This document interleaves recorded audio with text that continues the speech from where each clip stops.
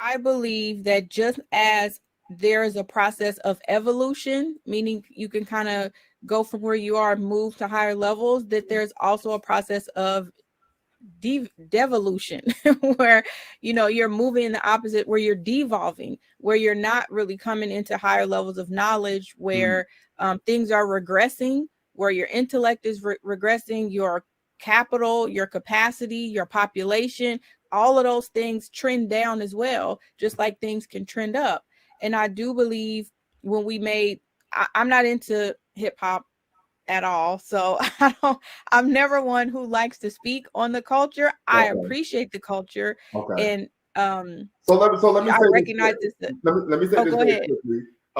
So for all the viewers, so there are 5 aspects of hip hop culture, right? One is DJing, right? Skip it, right? Yeah. MCing, that's when you going on the mic. A third aspect is b-boying and b-girling, right? So these are the people who could break, battle, so on Yep. and so forth. My daughter at one point was crazy about being a b-girl. The fourth is clothing. And then the fifth, of course, is graffiti. So Graffiti. hip Yeah. hop. She's not a hip hop head, professor. I got you, right? So there are 5 aspects of hip hop culture, right? Now, Yes. KRS-One, you may be familiar with KRS-One. He was, of course, Boogie Down Productions. He stated that the difference between rap and hip hop is rather simple. Rappers spit rhymes that are mostly illegal.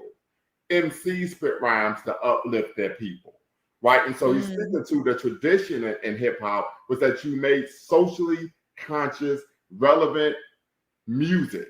Your I lyricism love that. spoke to the struggle of the community. Now, and if you go back in the 80s, what many people call but the first golden era, we saw even with Black women, they were holding education, self-respect. We're talking about Queen Latifah, UNITY. Yep. Who you calling up? You right? Right? Yeah. We talk about what being African-centered. We saw this ethos of Black nationalism, right?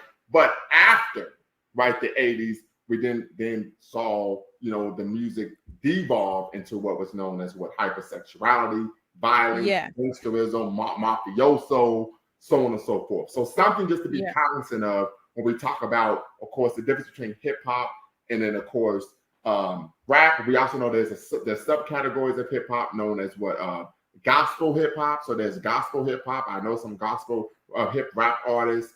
And then, of course, we even have a subset of Black nationalist hip hop groups like Dead Prayers, right? Are a great example of a Black nationalist hip hop group, right? So just want to make that aware to the audience. Also,